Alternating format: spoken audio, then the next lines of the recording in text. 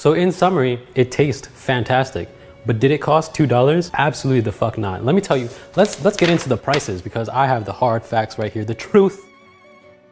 You're watching Recipe Buster, the show where I take ultra cheap recipes on YouTube and I recreate them to see how much they actually cost. Today, we're making a $2 chicken tender meal by Joshua Weissman. Does this look like a $2 meal to you? Look, I have like 18, am I being punked right now? This is some bullshit. I have a $50 spiralizer here for a $2 chicken tender meal and you mean to tell me that this is butt cheaper? And the first step in this recipe is to make a buttermilk bath for your chicken, which I have conveniently located right here. So the buttermilk bath is just buttermilk and some chicken spice, whatever that means. Let's talk about the prices real quick. In his video, this is my patented fraud detection sheet. He claims his buttermilk cost 84 cents proportionally, whereas mine was 80 cents proportionally. Don't share for him just yet, because moving on to the chicken spice, he claims it's only $1.01, whereas mine was $2.19. And you could argue with me, oh, you just got a more expensive spice blend. You gotta give him a pass. Fine.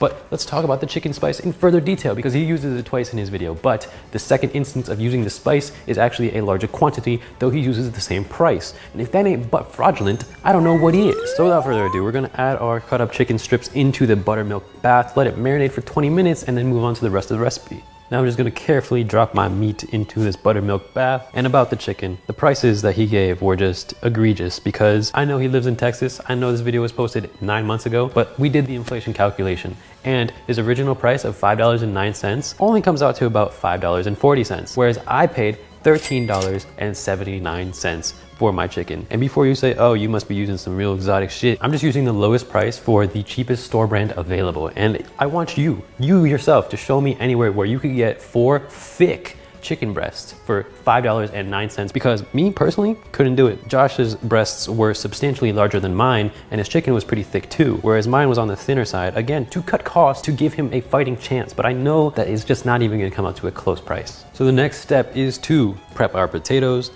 These are a little small, but we're still gonna try to make them work. And you just wanna flatten both sides so that it'll fit into your spiralizer because you have a spiralizer, because the recipe calls for a spiralizer, so why wouldn't you have one?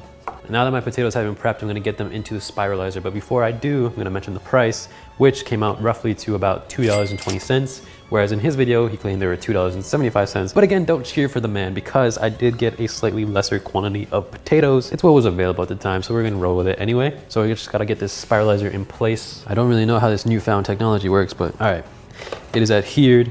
Now we're just gonna try to stick one of our potatoes into the pointy end. You gotta just like jam it in there. Plastic is not very confidence inspiring. A $50 spiralizer, I mean, what can you do? Then we're gonna slowly guide it into the hole and then watch it. This is a bit more of a complex operation than I initially anticipated, but we're gonna figure this out. It's working. I'm genuinely surprised. I mean, that kind of worked. We got curly fries. I mean, yeah, it was a $50 little contraption, but that was surprisingly decent. I didn't actually expect it to do as good of a job as it did, but we have half moon onions. They can't all be perfect, but there's some strands in here which I think will make for good curly fries. Yeah, maybe like cut them at some point, but we're just gonna dip them into the water for now and continue this journey of making the curliest fries possible. Now that the potatoes have been spiralized, they're off to the side soaking, and what's next is we're going to make a coleslaw, which is kind of ridiculous because what does this even go on? He specifically says that your cabbage has to be mandolin thin, and to that I say, fuck you, Josh. I don't own a mandolin. We keep going back and forth with this. But that one guy in my comments that one time was like, oh, why don't you have a mandolin? Everybody should have a mandolin. No, the fuck? Is it unreasonable for me to not own a mandolin? But whatever, we're gonna try to go as thin as we can with a knife. So the price of this cabbage was about $1.33 proportionally for me, whereas he had 75 cents for his. It's just something to keep in mind. I don't know where he's getting his cabbage, but he got a better deal than me. I know he said mandolin thin, but it's looking like it's gonna be mandolin thick. I don't know. This cabbage is so squeaky and it stinks. Nice. So we have our cabbage processed. Now I'm just gonna add it to our bowl. Seems like a lot of cabbage, to be honest with you. I don't really know if we need this much. But he said half a cabbage, and into the cabbage goes 56 grams of mayonnaise. Now we have 2 grunions that we're gonna add to the slaw, which came out to about 19 cents, whereas he said that he paid 14 cents.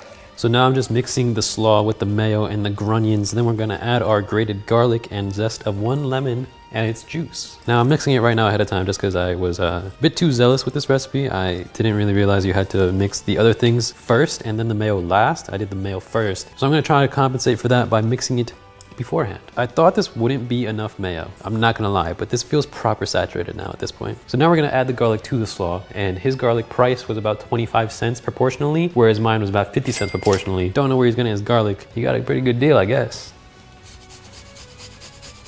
So now that the garlic has been grated, we're gonna zest this 1 lemon into here, and the lemon price was 52 cents for Joshua Wiseman, whereas mine was 60 cents. There's a way to do this. This is like kind of fancy. Apparently you like zest it towards yourself and then you can see where you're going. I hope I'm doing this right. It feels like I'm doing this right. And our lemon has been zested, as you can see. It's looking very zesty. So we're gonna add that to our slaw and then the juice of this lemon, and we should be good to go. And finally, our slaw is done, and I'm not gonna lie to you, this was a bit of a slog. It took a while to do, but we got through it in the end. But now we're gonna work on making the dredge and the sauce for the chicken, get the chicken frying, and then get the potatoes going. So after the laborious process of making everything else that this recipe needs, we have the dipping sauce for our fries and chicken, we have the batter for our fries, and we have the dredge for our chicken. Now, the only thing left is to go over the prices for all these. So I'm gonna bust out my fraud detection sheet and list off everything that we have spent versus what he said he spent. So for the sauce, we've got mayo, which he claims was 52 cents, but I spent about 56 cents. We have salt and pepper across all of these things, which is 60 cents for the both of us. The paprika was 11 cents, whereas he claimed it was 10 cents. My ketchup was 15 cents, whereas he claimed it was 10 cents. My hot sauce was 49 cents, whereas he claimed it was 56 cents. My Worcestershire sauce was 17 cents, the same as his. For the flour, he spent 50 cents, whereas my flour was about 37 cents. And last but certainly not least, the oil for frying all of these things was about $4.42 proportionally. He doesn't include the oil price in his video. And even in the column where he says, this is how much you would spend if you bought everything you need for this recipe, he does not include the oil. Look, Josh, we literally invade countries for this shit and you're just gonna gloss over it like it's not an important detail. Obviously not that kind of oil, but you get my point. The oil price needs to be factored in. This matters to the people, it matters to me, it matters to my wallet, it matters to their wallets. So we're gonna get the wet into the dry. Get it nice and coated. Now the chicken has been battered. The only thing left is to fry it, and I'm starting to see a finish line, but I don't know, the light at the end of the tunnel is very dim right now.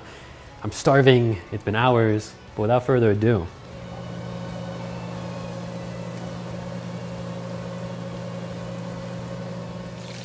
oh yeah, look at that. That's a nice looking tendy right there. And now that the chicken tenders have been fried, and they look incredible by the way, the next step and the last step, the final step, is to get the battered fries into the oil, and hopefully we'll have a full meal ready to go.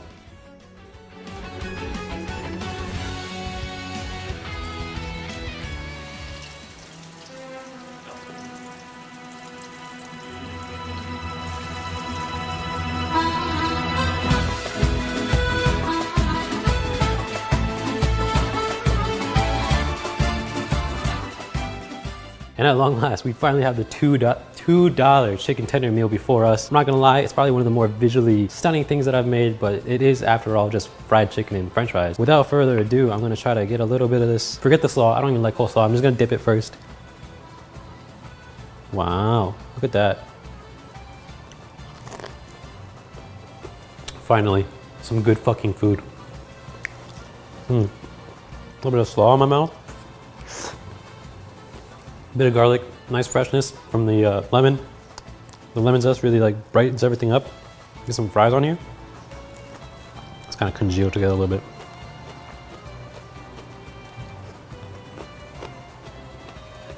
And that is sensational. The chicken is definitely the star of the show. It's juicy, it's moist, the batter is so seasoned, it comes through really well. The fries are nice, they're a bit sweet, which is a little weird. They're not quite the restaurant grade fries you would imagine, although they look great. I think they're lacking that essence, which probably comes from the fact that we don't double fry them, you just kind of go for it. Sauce is good. I don't think it's anything to write home about, but it's definitely good, like I enjoy it.